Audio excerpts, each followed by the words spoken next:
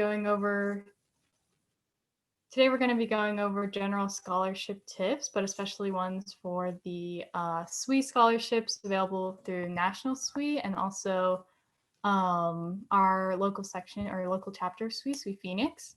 And Amanda will be taking the reins on the presentation. Thank you for coming in and talking to us about effective scholarship tips. I put a template in the chat, so we're going to be using that. So you feel free to use that to follow along. Awesome. Thanks for the introduction. And I will go ahead and share my screen. And thank you all for having me. So I'm actually going to lead this workshop in conjunction with my new scholarship chair, Natasha. So thank you for being here with us today also. But we're basically just going to go over a little bit about the SWE Phoenix specific scholarship opportunity coming up in the next couple months. And then we will be going through some tips on writing your essays, which I think is normally the most daunting part about the scholarship applications. So I think most of you have probably heard from me before, but just as some brief background, I grew up in the Seattle area and graduated in 2018 with a bachelor's in chemical engineering from the University of Washington. During my time in school, I think it was primarily defined by a lot of undergraduate research in the biotechnology space. I was heavily involved in SWE leadership, and one of the roles that I held that I was heavily involved in was VP of Professional Development, so planning workshops like this, info sessions with companies, networking events, career fairs, things like that. I was also a founding member and president of Women in Chemical Engineering, which is similar to SWE, but targeted more at chemical engineering specific industries and issues. And then also during my time, I interned at Intel, where I returned for full-time work and have been for about 3 years, a little under 3 years now. I'm also the SWE Phoenix president. Prior to this year, I was heavily involved in leading the collegiate scholarship program.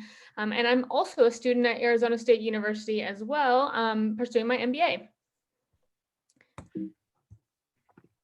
And with that, I'll hand this over to Natasha. Hi, so I'm Natasha. I am the scholarship chair for SWE Phoenix. So to give a bit of background about me, so I also have a degree in chemical engineering. I'm originally from California. I grew up there, grew up in SoCal, and I went to college at UC Berkeley, and I graduated just last spring. So I'm not too far removed from college, at least yet.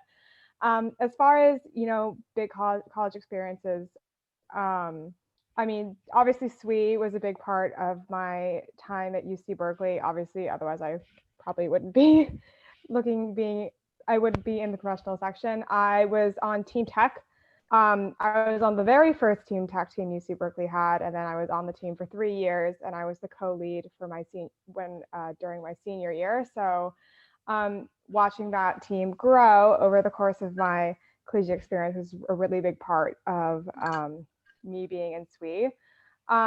As far as other things I did, I interned initially in a medical company. I was an operations intern for Abbott Diagnostics in the Chicago area. And then after that, I eventually made my way to Intel. I was also a chemical engineering intern with working with Intel's chemical waste here in Arizona.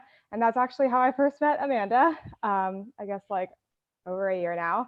And then after that internship, I decided to come back to Intel because I really enjoyed working there. And I came back as a process engineer working in the fab. So that's sort of my short journey so far. But yeah, so thank you so much for coming. I really appreciate this opportunity to quickly plug our new scholarship. So you guys may have heard from me last semester or quarter. I guess I don't know what system you guys are on, but we're having another round of scholarships. So last round was solely for seniors, but this round is for not seniors, essentially. It's for freshmen, sophomore, and juniors. So if you are in any of those years, please apply. The application process is very similar to last round. It's open until March 31st. And it basically has a very similar essay prompt, also requires resume and transcript. This time around, we are doing a Google form for submission, so hopefully that'll be a bit easier or comparable for a submission. So the Google form link is on the flyer, and I don't know if this has been emailed out yet or not, but I'm sure the link will be provided there. We'll be providing multiple scholarships, so yeah, please apply. I know you guys probably have plenty of time to procrastinate. I know that that's what I usually did, but yeah, so if you have any questions, feel free to let me know. You can contact me at awards@swephoenix.com. If you open the Google form, the email is linked there. So if you have any questions, you can either ask me now or feel free to email them if they come up later during the application process. Awesome. Thanks, Natasha. Do you want to put this direct link in the chat with the email? Yes, just for ease of access? I can totally do that. I'll go ahead and put it in the chat right now. Awesome. Thank you. And again, as Natasha said, she's pretty fresh out of school. And so I think she's a great resource and someone to reach out to, again, if you have questions about the scholarship or likely in general with transitioning and SWE and other things like that. There is actually one in the chat right now. Somebody was asking if you have a similar scholarship for grad students. At this time, no, we do not. Okay. But thank you for asking. I guess going back to the previous comment about the fall scholarships, that expansion targeted at graduating seniors when it was an attempt to still support graduates, especially during the COVID time, and considering that the job market has been a little more difficult. And so I think we'll reevaluate this year if we're going to open that up again next year. So I don't know, that may not serve current grad students or people going to grad school this upcoming year, but for people to have on their radar, if you are going to be a senior next year and going to grad school, that might be a potential option. Hopefully that made sense. We can come back to that later if there's still questions. Before we delve into the workshop, I just want to acknowledge the 2020 Collegiate Scholarship Program awardees. So you probably recognize several of these faces on here. All of our winners last year were from ASU, and I think there's quite a few of you on the bridge.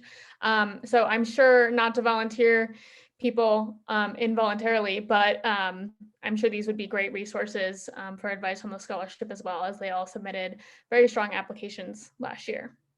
So with that, we'll go right into the workshop. And I apologize in advance that this might be a little rushed, but I want to be mindful of your time. And I will send out the link to this presentation afterwards. And of course, you're always welcome to reach out. But I guess just to start, and given that you guys are already here, maybe you already know this, but I wanted to emphasize why scholarships and awards are great opportunities. First of all, obviously it provides financial support, and I think now more than ever, we might need the additional support from academic acknowledgement like this, as opposed to side jobs. It's something you can add on your resume for validation of some of the either leadership, technical, or extracurricular achievements that you've had.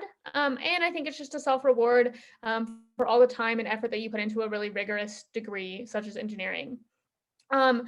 Also, I want to point out, and again, this is not to toot my own horn, but when I was in school at UW, I applied to several awards and was fortunate enough to receive several of them. And it actually became a significant financial reward. So each of these was, minimum $1,000 up to $5,000 each. And so when you added that all together, as an undergrad, literally just going to school and pursuing leadership and undergraduate research positions, was able to have about $20,000 of just straight cash or money to go towards books and tuition. So definitely something I think that's worth the time to set aside outside your studies in the long run. So just to start out, I know Natasha already touched on the prompt for the SWE Phoenix Award, but I did want to highlight some common prompts that you might see on potentially your Fulton Awards or even just other opportunities that are available through ASU or external resources. I don't need to go through all of these, but I'll just touch on a few. So as just general prompts that are looking at you as a student or again, leader in an organization. Some of them are describe your academic and career goals and how you plan to reach them, how this program and scholarship will help you attain your goals. If you're involved in research, it might say, please share the role that your proposed research plays in helping you meet your educational and long-term goals. How has your research complemented your coursework to enhance your undergraduate experience? And how does this project advance your plans for graduate study and your professional goals? From service and leadership, it might also say something along the lines of, please describe the activity or project you propose to undertake and how this experience will change you and allow you to grow as a leader. Include a discussion of why this initiative matters to you, what you expect to distinctively contribute, and your goals for developing your leadership potential. So I know I breezed over those pretty quickly. I can go back to this first slide, but does anyone see any themes with these prompts here? And go ahead and just unmute yourself and speak out.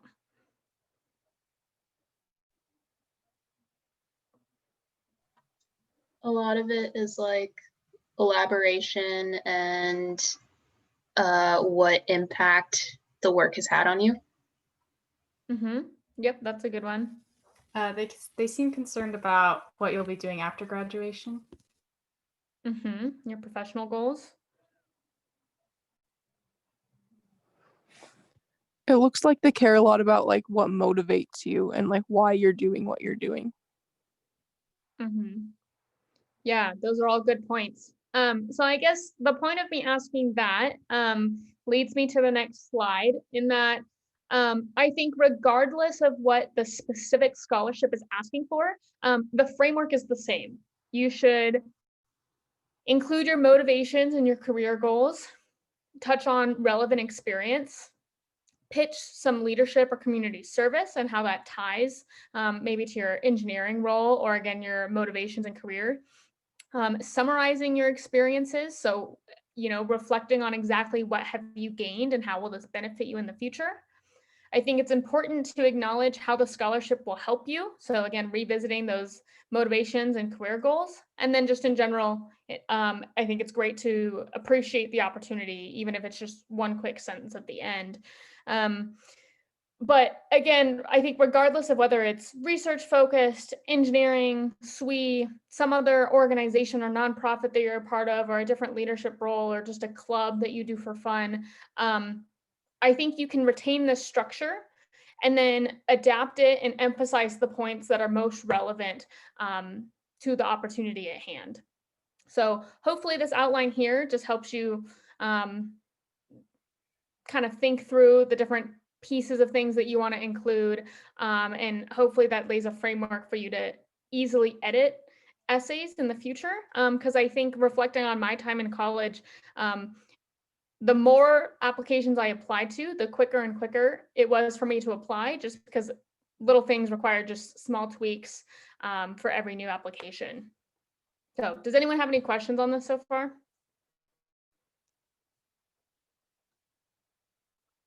Okay, I'll take silence as a no. Oh, and some other tips that I had just for how to approach actually writing. I know sometimes it's easy to hit a writer's block or people feel confined to the word limits. I just wanted to say, write out everything you want to say or can think of. And oh, hold on, there we go. Write out everything you can think of, and then later you can cut, so you can revisit everything and see maybe if there's redundancy or run-on sentences. And I also think it's good, it doesn't necessarily have to be this exact structure, but it's okay to break things down into sections with headers as well. I think for like the SWE Phoenix essay, it's pretty short, it's 500 words, and it's specifically about SWE, so it can be, just a couple paragraphs. But if it is a longer, like 2,500 word application, definitely separate an introduction, relevant experiences, leadership potential, and a closing or something like that. So I'm briefly going to touch on each of these sections that I had just outlined. So we can start with the introduction in engineering, motivations, and your career goals. So I put in a couple snips here from old applications of mine, and I do apologize for anyone who's a returning member and who has seen this before. I apologize for any repetition, but obviously I'm not writing any more of these, so the content isn't going to vary much. But the first one that I have as an example is, upon entering the University of Washington as a direct freshman admit to the Department of Chemical Engineering, I was eager to get involved in the engineering community and build my resume of relevant research and internship experiences. However, after my first quarter of college and initial involvement in the UW chapter of Society of Women Engineers, I discovered little chemi representation on campus and that relevant job opportunities were limited in both diversity and quantity. I wanted to change this situation for both myself and my chemi peers.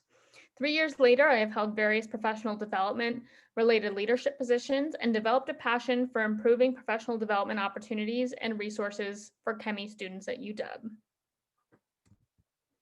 So just to break this down, I think overall as an introduction, it was pretty brief.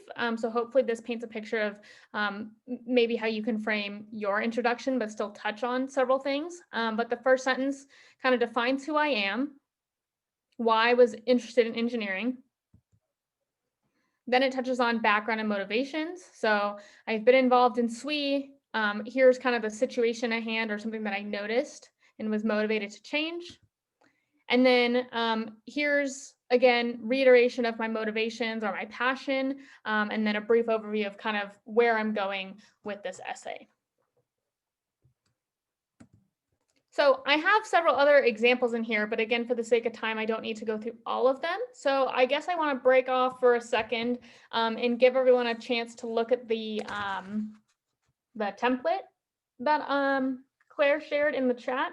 So if everyone has that open in Word, I actually have a worksheet to brainstorm items for your introductions. So hopefully you guys can actually start thinking about your essays that you're going to submit for this opportunity. Does everyone, hold on, let me go back to the chat. Does everyone have the sheet in front of them? I'm struggling to navigate technology right now. Can I go back to this?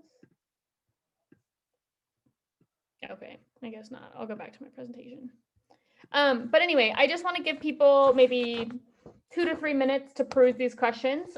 So think about, why did you pursue engineering? Maybe what are your career goals? Why are you applying to the scholarship? And then maybe for later, you can consolidate the information in a couple sentences.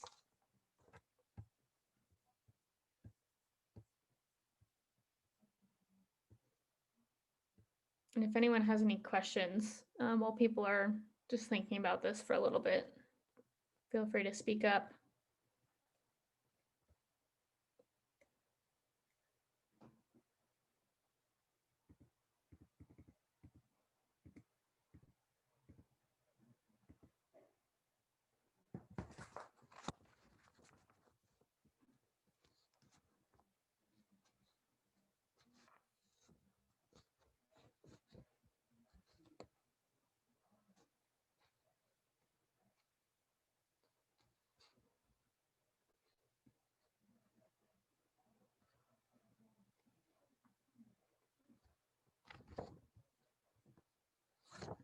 Does anyone want to share maybe some of their motivations or career goals, kinds of things that they want to include?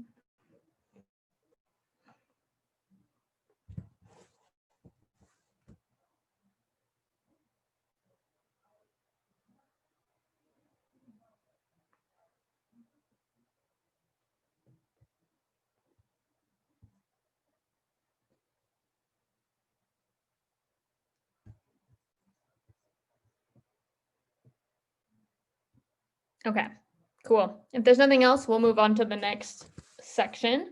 So one of the things I touched on earlier is that obviously you want to touch on your relevant experiences, relevant meaning, related to the engineering profession, if it's an engineering related opportunity, or maybe other work and leadership experiences, depending on the prompt.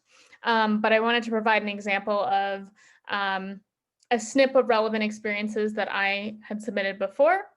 So last summer, I interned at Intel Corporation, where I fell in love with the technical work, inclusive company culture, and fast-paced industry environment. Due to my experiences in research project management and leading several programs for SWE and Wiki, I thrived when tasked with over 5 projects spanning multiple cross-functional groups. This internship enabled me to connect my research, coursework, and drive to lead and support others in a way that redirected my career goals. My Intel projects demonstrated the applications and importance of the core of chemi concepts I've learned over the past 2 years. For example, in mass transfer and separations, I learned about the methods of filtrating impurities from chemicals. Through interacting with my Intel team and chemi professionals, I've seen how this concept can be applied to numerous technical problems, such as semiconductor manufacturing, water desalination, and pharmaceutical production. Secondly, a significant aspect of chemi is being able to synthesize individual operations into complex processes. The skills I've acquired through my coursework have directly translated to my work with SWE and Wiki, where I've built inclusive communities and effectively managed large-scale events, requiring me to combine several components, such as setup, sponsorship procurement into one production. So breaking this down a little bit, provide some context of what you did and where, maybe what your specific role was. Explain why this is significant. So again, why is it relevant to what you're writing? And then give some concrete examples of what you did in those experiences. So I interacted with my Intel team and professionals. Here's the knowledge that I'm applying to the problem at hand. Depending on the length, you can provide multiple examples, but that's basically how I would further break down something like relevant experiences. Again, I have a couple other examples in here as well for future reference. Again, emphasis on putting in the tangibility of what you specifically did. Don't approach it from a we perspective. Don't just talk about what your group or your company does, but what you specifically contributed to the experience. I have a quick question. Yeah, go for it. So in one of your paragraphs, you abbreviated chemical engineering as Chem-E concepts. Is that what you actually like turned in for your scholarship essay? Like, are those abbreviations okay? Yeah, so as long as you define it the first time you use it, it's fine. Okay. So I probably said somewhere else upstream of this, chemical engineering, and then in parentheses, Chem-E. Okay. Yeah, Thank you. and that goes for SWE and things like that too. Yep. Yeah, here's a couple other examples specifically for research too. Like I worked with diagnostic devices, so point of care, POC, lateral flow, LF, isotachophoresis, because no one wants to say that repeatedly, ITP. So obviously be careful that you're not using too many, and that, for this research one in particular, it was for a technical research focused audience. Don't use a whole bunch of them. At least evaluate maybe who will be reviewing it, but yeah.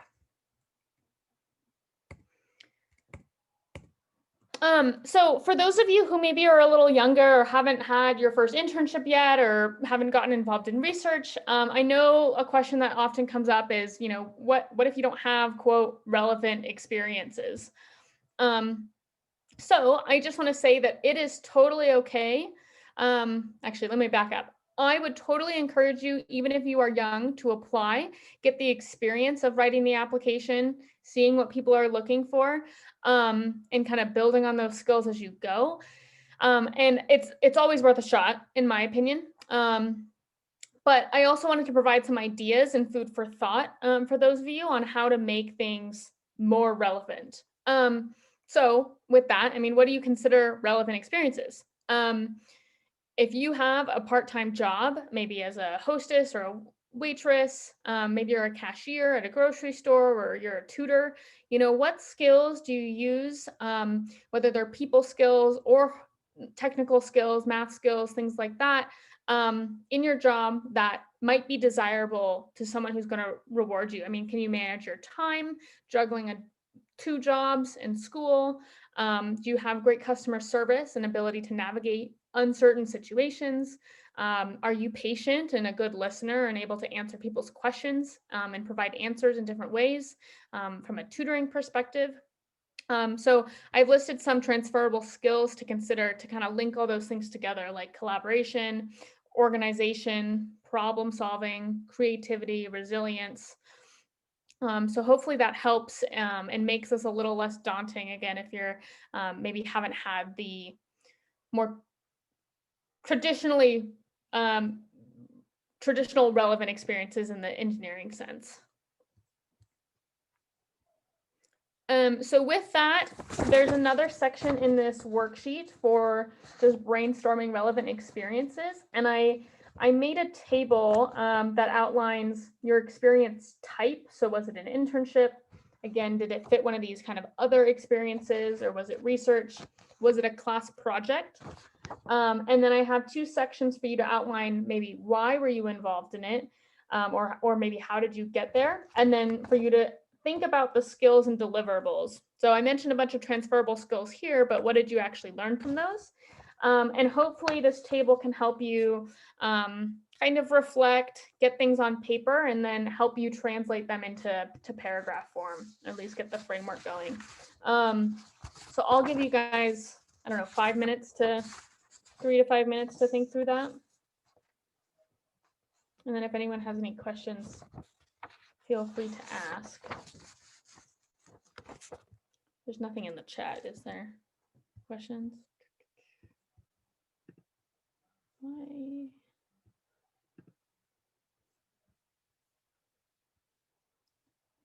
Okay.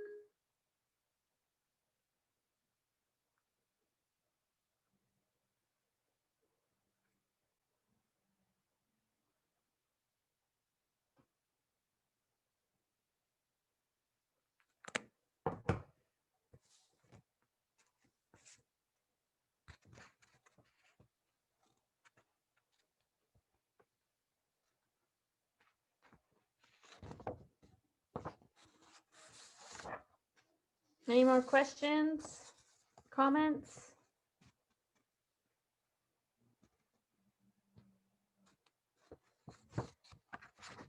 Okay, we'll move on. Sorry, I have a quick question. Yeah. As far as going into specific examples, concrete examples, like, how do you recommend talking about that type of thing? Like, do you think you should present it just kind of like the facts, or should it be more story-like so it's more engaging, or, what should the format of the anecdotes be? That's a good question. I think you are confined to the word limit, so how you approach it might depend on the essay formatting and like the application criteria. But generally how I approach it is I try to briefly provide, I guess, to answer your question directly, probably more from a story perspective, but a direct story, if that makes sense. So I'll try to spend like maybe a sentence or 2 at most on the background. So especially if it's a technical topic or something research oriented, like briefly describe, point of care diagnostic devices are important for low resource settings because they can be used at the point of use without travel in remote places or something like that. Then lead into what the problem is. So I guess I would break it down, like if you're thinking about a paragraph for an example, or at least a few sentences, background, maybe the specific problem. So trying to think of something. Do you have an example that might help so I can help formulate maybe what that might look like? I guess. Sorry, I can't think of anything specifically right now, but I get your drift. Like, don't make it too flowery. Get to the point and like discuss the impact. Yeah, I guess. Yeah, I guess it doesn't have to be flowery. And again, this is just my opinion and how it's worked for me. It doesn't have to be flowery in the sense that you have to, put a bunch of extra adjectives in there, and make it an emotional story. But I would progress as far as like background, why, what was the problem, what you did, and then the resolution. And I think the more important thing to emphasize is what the outcome was or why it was significant. Sorry, I was struggling to answer that effectively. No, that's okay. Thank you. That's perfect. Okay, cool. We'll go ahead to the next part, and I know it's 6:30, so don't feel bad if you need to drop off, but we'll try to wrap things up definitely before, hopefully by 6:45-ish. But the next thing I wanted to talk about was leadership. I don't know. Okay, let's go to this example. So this often comes up, and especially for those of you who are in a leadership position, I think this is definitely good to practice and kind of get down your spiel. But this is an excerpt on leadership development. So I've said, by observing my mentors and impactful industry leaders, I've identified several areas of leadership to build upon throughout the development of this program. So in this case, it was a proposal for a specific professional development program implementation. First, this project will teach me how to build something from the ground up. I believe leaders are people who not only have visions, but more importantly, figure out how to follow them. I've identified needs within ChemE, but I will have to learn how to design plans of action in addressing those needs, building a network to help execute these plans. Next, I believe a strong leader must be receptive to others' ideas. I've utilized my own experiences and observations to brainstorm this program, but I will need to listen to my peers and learn how I can most effectively impact people's job search experiences. Lastly, this program will require effective project management and clear communication, which are crucial to effective leadership. I hope to translate the leadership skills and perspectives that I gained from this project to future engineering management roles. So to break this one down, I think there was reflection on maybe what you have learned in a leadership role and how does it relate to your current activities. So again, honing in on those transferable skills and how you can use them elsewhere. What skills come to mind when you think of leadership? And, don't feel obligated to say the same things or what you think other people think of leadership, but really what you believe. And then again, how does what you've learned or done relate to your future goals? So engineering management, maybe you want to be a VP if you want to put that in there, or a CEO, or maybe you just want to lead project teams and construction projects or things like that. And then we revisit the same question, similar to before. What if you don't have, quote, leadership experience? So again, what do you define as leadership or being a leader? There's people who are in leadership roles, and there's people who, lead by example or naturally just take on leadership in an ambiguous situation. For example, when did you demonstrate work ethic to get the job done? And is that a value of leadership? When did you take the lead on a group project? So again, maybe you were just assigned to be with 4 other people, but you stepped up to help organize and schedule when you were going to continue meeting over the course of a semester, or to get the project done on time. When did you speak up for something that you believed in? So again, maybe not even in a group or a class setting, but when did you advocate for something that you really cared about? And when did you help someone in need? Oops, sorry. So those are just some things to think about from the leadership perspective. Again, it doesn't have to be that you were president of the organization or the chair of such and such. I think it shows a lot if you don't have a specific title to reflect on maybe when you exhibited leadership qualities that you value. So. With that, I'll give you guys just a couple minutes. There's a section in here for additional experiences, so you can kind of brainstorm maybe some leadership roles that you've had, community service or side jobs, and fill out this similar table here.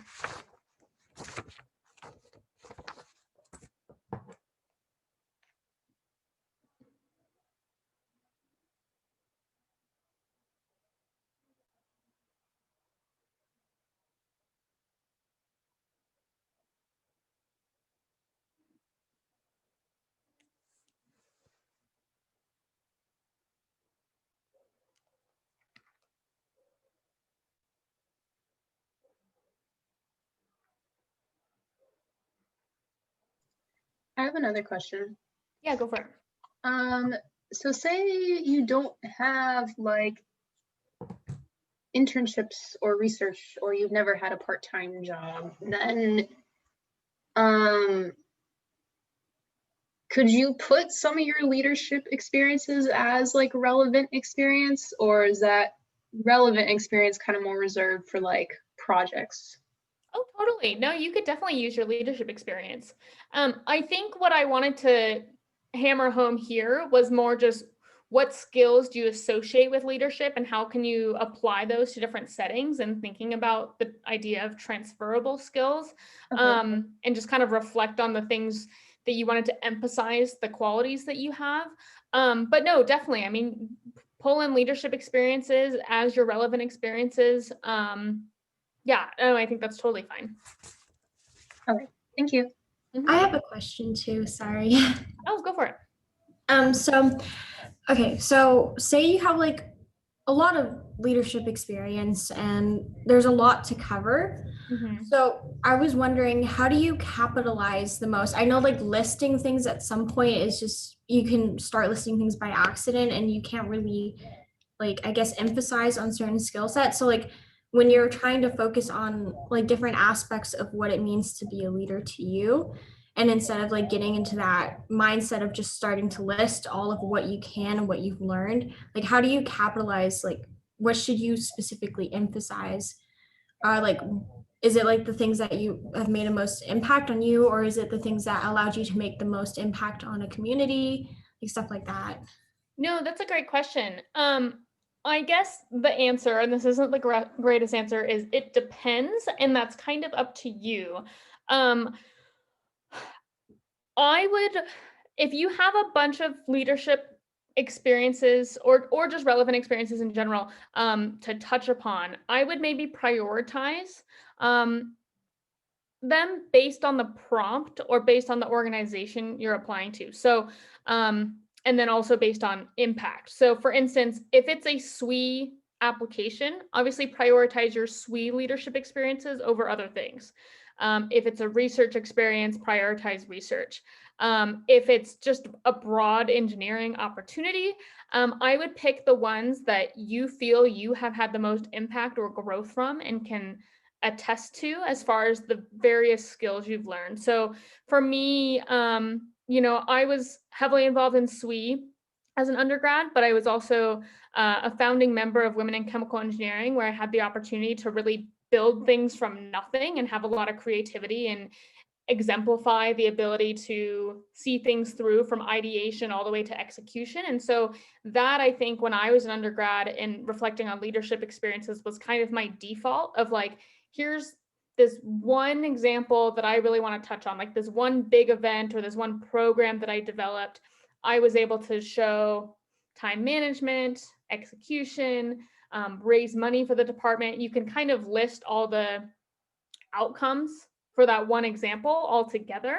And people can probably see how you extracted multiple different things from it. And then I think you can either at the beginning or the end still touch on, maybe in a list format, some of your other experiences that you still want to mention, but maybe aren't as significant. Does that help answer your question? Yeah, absolutely. That helps quite a bit. I normally just like list whatever comes to mind, but yeah, that absolutely helps with organizing all my thoughts. So thank you so much. Yeah, you're welcome. Thanks for the question. Anything else?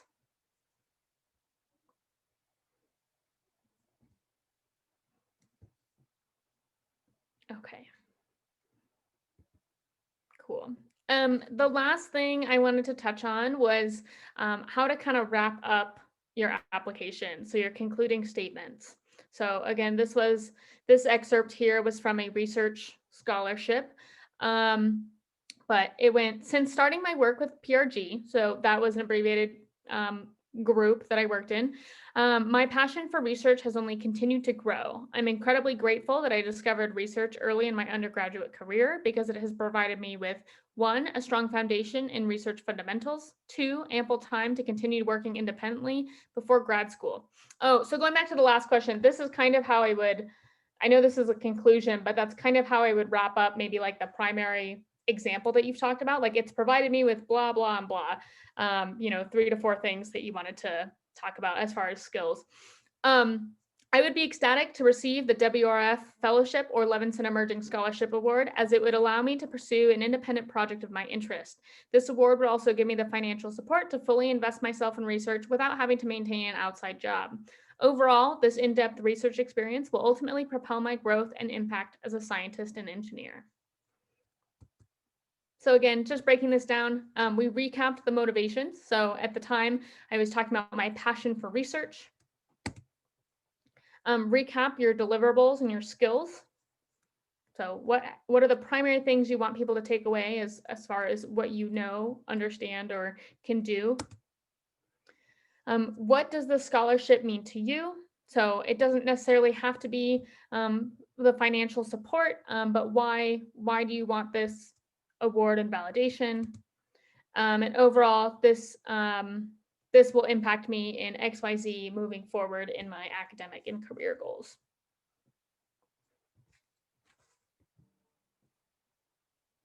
Here's another example. This was just broad, but the last sentence I have here is, my time at UW has truly helped me find and pursue my passions, and I will forever be grateful for my, quote, Husky experience. So, depending on the application, you can also end it more on the emotional note.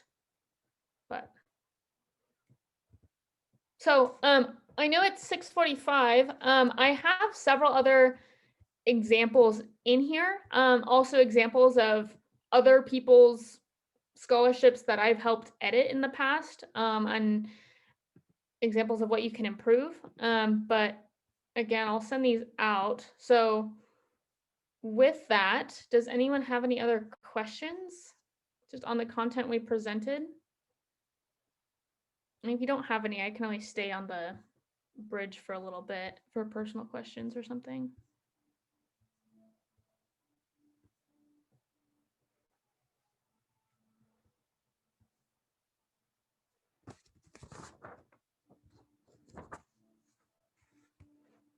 I also have the last part of this worksheet also has motivations, so you can brainstorm how the scholarship will help you. And then I do have some of these examples that are at the end of the presentation. I have them in here for you to practice cutting words and removing run-on sentences. So.